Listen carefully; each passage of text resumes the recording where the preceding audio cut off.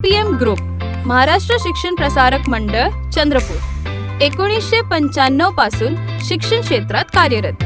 आता 2019 पासून Saumya career institute द्वारे महत्त्वाकांक्षी डॉक्टर्स आणि इंजिनियर्सला सेवा देत आहे. 100% यशस्वी ट्रॅक रेकॉर्डसह आजपर्यंत 30,000हून अधिक विद्यार्थ्यांना दर्जेदार शिक्षण दिलेले आहे. 200हून अधिक वैद्यकीय विद्यार्थी आणि 350 अभियांत्रिकी विद्यार्थ्यांना भारतातील प्रतिष्ठित वैद्यकीय आणि अभियांत्रिकी महाविद्यालयांमध्ये प्रवेश मिळाला आहे. सौम्या करिअर इन्स्टिट्यूट, निवासी आणि अनिवासी विद्यार्थ्यांसाठी प्रवेश सुरू. मर्यादित जागा, वाजवी फी. संपर्क करा 9271 526128 किंवा 91689 01429. पत्ता Saumya campus, Akashvani road, Wadgaon ward, Chandrapur. आप देख रहे हैं पार्थेश्वर समाचार. सत्य परमो धर्म. बागेश्वर धाम सरकार के पीठाधीश्वर महंत धीरेन्द्र कृष्ण शास्त्री ने हाल ही में साईं बाबा को लेकर विवादित बयान दिया था, जिसके बाद बवाल मच गया. उन्होंने कह दिया था कि साईं बाबा संत तो हो सकते हैं लेकिन उन्हें भगवान नहीं कहा जा सकता. गौरतलब है कि 2 दिन पहले धीरेन्द्र शास्त्री ने कहा था कि हमारे धर्म में शंकराचार्य का सबसे बड़ा स्थान है. उन्होंने साईं बाबा की देवताओं का स्थान नहीं दिया. वहीं बागेश्वर धाम के महंत ने विवादित बयान देते हुए कहा था कि गीदड़ की खाल पहनकर कोई शेर नहीं बन सकता. उनकी इस बात से साईं बाबा के भक्तों की भावनाएं आहत हुई और बाद में उनसे माफ़ी मांगने की बात भी कही. बाद में धीरेन्द्र शास्त्री ने कहा कि हमारे शंकराचार्य ने जो कहा वो हमने दोहराया कि साईं बाबा संत फकीर हो सकते हैं और उनमें लोगों की निजी आस्था है. अगर कोई व्यक्ति किसी संत गुरु को भगवान मानता है तो वो उसकी निजी आस्था है. हमारा इसमें कोई विरोध नहीं. हमारे किसी शब्द से किसी के हृदय को ठेस पहुंची हो तो उसका हमें दिल की गहराइयों से दुख है और खेद है. इन बयानों के बाद भी साईं भक्तों का गुस्सा शांत नहीं हुआ. अनेक स्थानों पर अभी भी निषेध दर्शाया जा रहा है, जिसके चलते नागपुर में भी इसका कड़ा निषेध किया गया, जिसमें उन्होंने कहा कि साईं बाबा एक संत योगी थे, उनके खिलाफ कोई अपशब्द का बर्दाश्त नहीं करेंगे. प्रदर्शन कर रहे साईं सेवा मंडल के साईं भक्तों ने आह्वान किया कि सनातन धर्म का सर्वोच्च पीठाधीश जाकर 1300 में लिखी गई ग्रंथ का निरीक्षण करें, जिसमें संत गाडगे बाबा, श्री स्वामी समर्थ और साईं बाबा के बारे में उसी वक्त लिख दिया गया था. उन्होंने ये भी चेतावनी दी कि इस तरह की बातें बंद की जाए या फिर सभी साईं भक्तों को सनातन धर्म से बाहर करने की हिम्मत दिखाई जाए. महंत धीरेन्द्र शास्त्री की माफ़ी से साईं भक्त संतुष्ट नहीं हुआ और अब भी पूरे देश में उनके खिलाफ प्रदर्शन चल रहे हैं. हमारे धर्म के शंकराचार्य जी ने साईं बाबा को देवताओं का स्थान नहीं दिया है और शंकराचार्य की बात मानना प्रत्येक सनातनी का धर्म है, क्योंकि वो अपने धर्म के प्रधानमंत्री हैं. और कोई भी संत, चाहे हमारे धर्म पंथ के हों, धर्म के हों, चाहे वो गोस्वामी तुलसीदास जी हों या सूरदास जी, संत हैं, महापुरुष हैं, युग पुरुष हैं, कल्प पुरुष हैं, लेकिन भगवान नहीं है. तो अपनी निजी आस्थाओं पर हम बोलने, आप लोगों की अपनी अपनी निजी आस्थाएं, किसी की आस्था को हम ठेस नहीं पहुंचा सकते. और इतना कह सकते साईं बाबा संत हो सकते हैं, फकीर हो सकते हैं, भगवान नाही हो सकते. वचन बाबा पूर्ण करतात म्हणून येतात. म्हणून एकच सांगणं आहे, एक तर याच्याशी चर्चा करा, हा विषय संपवा. नाही तर स्पष्ट सांगा की जे लोक साईबाबांना मानतात त्यांना आम्ही हिंदू धर्मातून, सनातन धर्मातून काढून टाकतो. आम्हाला तेही मान्य आहे, पण हा विषय संपवा. इथे जा, याचा विचार करा, चर्चा करा आणि मग ठरवा. ही गोष्ट आमची हात जोडून कळकळीची विनंती. कारण या देशातली मानवता, भाईचारा, प्रेम, बंधुता अशा वक्तव्यामधून कमी होते. लोकांमध्ये घृणात्मक भावना येते, चीड निर्माण होते आणि ती आमच्या देशात मुळीच मान्य नाही. म्हणून आम्ही सगळ्या साई भक्तांची विनंती आहे, तमाम विदर्भातल्या साई भक्तांच्या माध्यमातून, की असे वक्तव्य देणं बंद करा. आणि बंद करणार नसाल तर जाऊन चर्चा करा. आणि तेही जमत नसेल तर छाती ठोक सांगा की अशा साई भक्तांना आम्ही आमच्या धर्मातून बहिष्कृत करतो. आहे दमक तर करून दाखवा. म्हणून आमची विनंती की आता असं चालू देणार नाही. अशा करणाऱ्यांचा धिक्कार असो, धिक्कार असो, सद्गुरू. शैक्षणिक क्रांतीचा अनुभव घेण्यासाठी या Saint Michael English school, Chandrapur. शैक्षणिक उत्कृष्टता, सह अभ्यासक्रम आणि कलागुणांचा अप्रतिम समतोल असलेली ISO प्रमाणित CBSE आणि स्टेट बोर्ड शाळा. वर्ग नर्सरी ते 10वी. अनुभवी व समर्पित शिक्षक आणि कर्मचारी.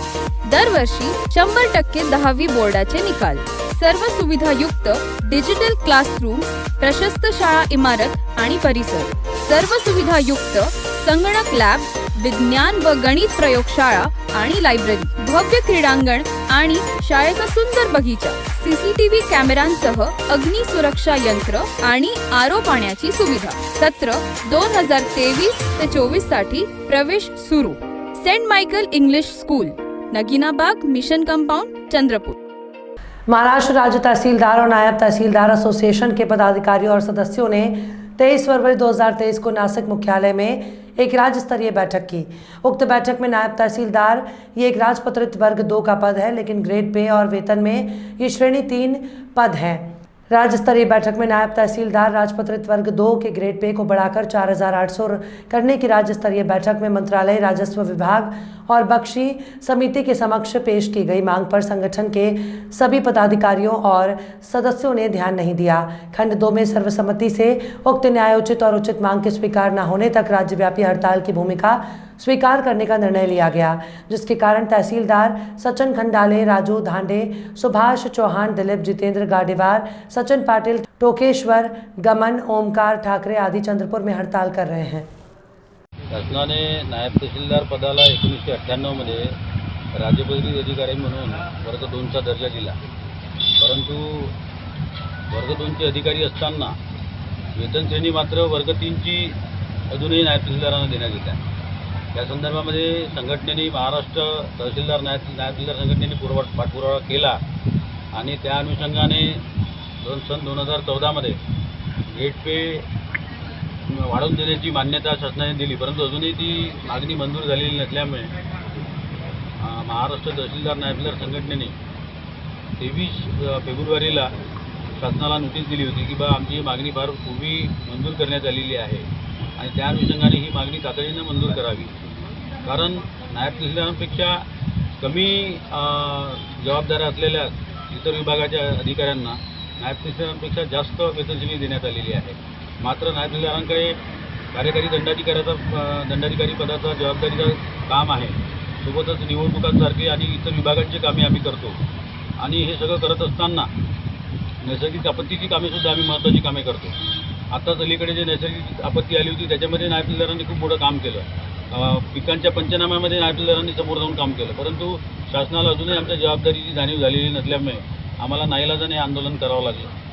आमचं शासनाला या ठिकाणी असं म्हणणं आहे की आमची जी मागणी आहे त्या मागणीच्या संदर्भामध्ये आम्ही ही आर्थिक मागणी नसून एक वर्ग 2च्या अधिकाऱ्याच्या दर्जाच्या अस्तित्वाचा प्रश्न असल्यामुळे आम्हाला आमच्या पदानुरूप आणि जबाबदारीनुरूप आम्हाला आमची 4800 रुपये जे आम्ही ग्रेड पे मागणी करतोय ते आम्हाला तातडीने मंजूर करावी हे आमचं आंदोलन आहे. आला हजरत play and public school, modern education with moral values. Admission open for session 2023-24 in nursery to grade 3. Case pattern with Quran and Diniyat.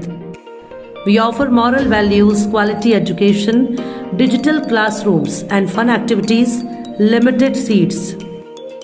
Ala Hazrat Play School near KGN Masjid, Rahmat Nagar, Chandrapur. Contact 7620535751. Ala Hazrat Play School congratulates Vidarbh Best Video News Digital Channel, Parthashar Samachar, on completing 2 years successfully and giving best wishes for many years to come.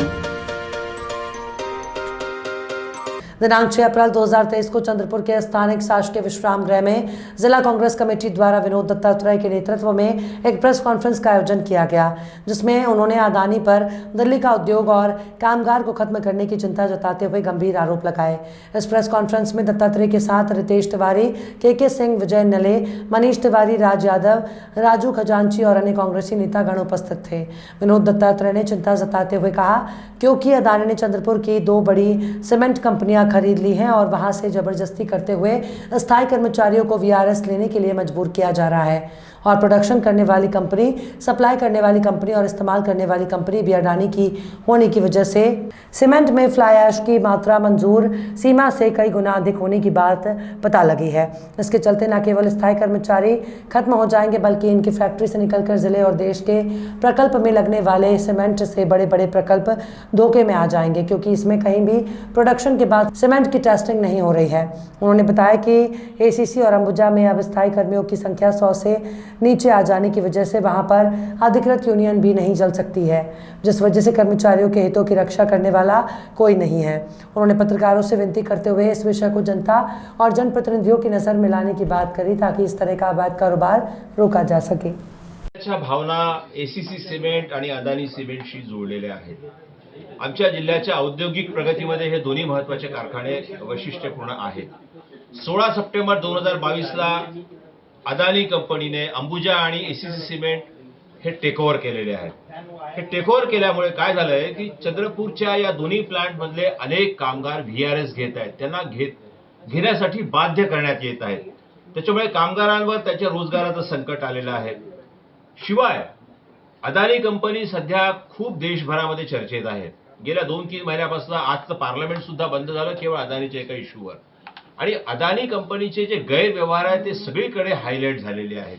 त्यांच्या 20,000 कोटीचे shares कंपनीतून भारतात कसे आले, भारताच्या संरक्षण मंत्रालयात अदानीचा कसा काय contract चालू, या सगळ्या गोष्टीची चर्चा देशभर चालू आहे।